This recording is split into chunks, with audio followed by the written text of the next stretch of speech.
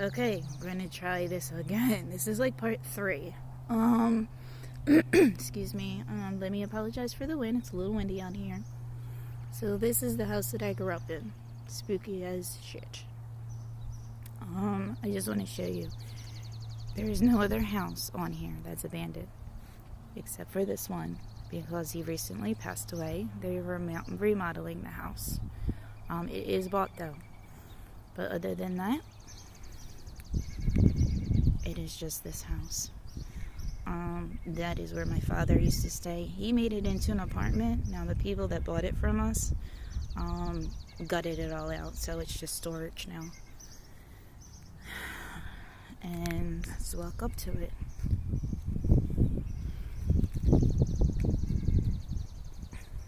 So I was saying in my previous video that I didn't save because I was trying to edit. I'm very new at this. Well, let me just show you. So this is, of course, our living room. That fan used to move all the time. Doors open, close. That first door right there is a closet. The door after that was actually my great-grandfather's room that he stayed in. He died before I was born. My father took care of him, and the wake was done right in the living room. Same with his father, my grandfather.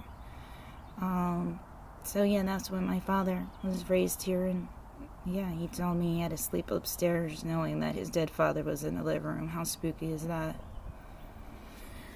These are the bedrooms. They're all upstairs. It's a 3-bedroom.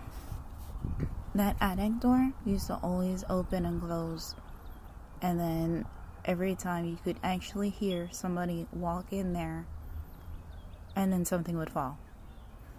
Me and my sister, my brothers, we all come out of the rooms at the same time, and nothing was there. That happened a lot. So, it'd be awesome if something could move. I really need to get in there. Hopefully once this quarantine is over, this guy will call me back from the bank. I'm going to put out the information. So yeah, I've left lots of messages with him. So the story about my great-grandfather is, one time he was in the army from what I heard, and that's how he lost his legs. This was actually our office. My father owned his own business. Yeah. There's a door on the floor. I don't know, there's a glare. There you go. You can see that side. That wall to your right there's a door. It leads to the basement also. My grandfather, so my father one time was at his shore house, and I was visiting, and he was looking at old pictures of his childhood. And I saw a picture of my great-grandfather, but at the time I didn't know that's who it was. And I said, oh, I remember him. He used to always be in the backyard. He always had like a cover over him. He didn't have any legs, in a wheelchair. And he was like, well, that's impossible because he died way before you were born. And I honestly didn't believe him, but the picture was really, really old. And I don't know. I guess maybe I was having dreams of him. He was coming in my dreams. It's thought that he's the one that's in this house. He wasn't a very nice man, from my understanding. Very negative. He just wasn't a nice person, and that's the vibe I got in my dreams. My mother used to do witchcraft a lot in this house. She left when I was 2, but she would come here. And it's thought, by theory, that I was maybe a sacrifice in one of her doings. That's just a theory. Only because I was the only one that was really affected. I had severe oppression and depression up until my late 30s. I got a spiritual cleansing, and the best thing that ever happened to me. Plus, there's other things that make me believe. I couldn't, even when I went to visit my mother at her house, she made a room for me. I remember it was all the way upstairs in this little tiny room in the front. And for whatever reason, I refused to sleep in that room. Absolutely refused to. Don't know why. I remember there was a Raggedy Ann doll. And I hated it. I hated it. I don't know why though.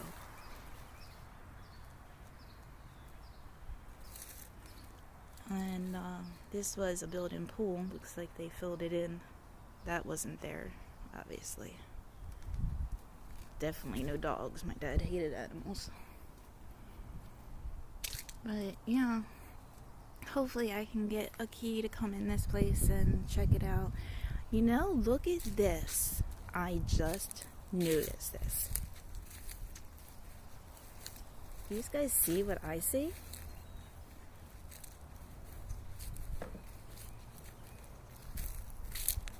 This definitely wasn't there.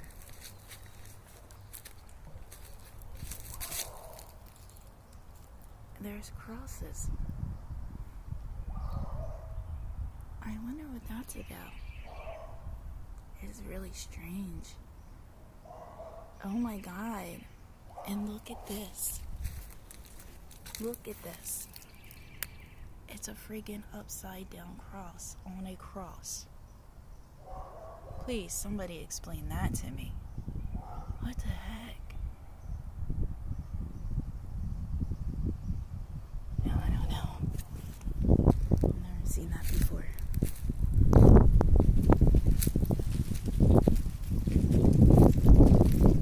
But yeah, it's a beautiful house. I mean, it needs some work, obviously. Hopefully I can get the paranormal files. That scared the crap out of me, that freaking door. I was out here earlier and I swear it felt like somebody was walking behind me. 4 brothers. I really want 4 brothers to come out here. I had somebody that reached out to me, or reached back to me. Someone on YouTube that was possibly interested. But I need to get in the house, so we just have to wait it out until the quarantine is over. But yeah, something's up with this house, and I'm not saying it's something like people getting thrown down the steps or physically hurt, but a lot of oppression, a lot of negativity. I think it affects you more mentally than it does physically. Definitely a lot of doors opening.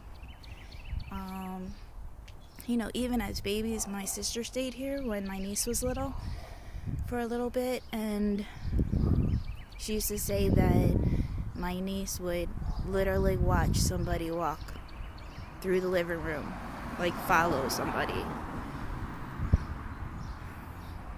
And then when I temporarily had to stay here, my son was 2, I put him in that bedroom. I don't know if you can see because of the sun. Right there. Our first night here, he woke up around 3 in the morning screaming bloody murder. I keep hearing shit. Screaming bloody murder like somebody was trying to kill him. And I never let him sleep in there again by himself. He was 2 then. He's 22 now. Almost 23.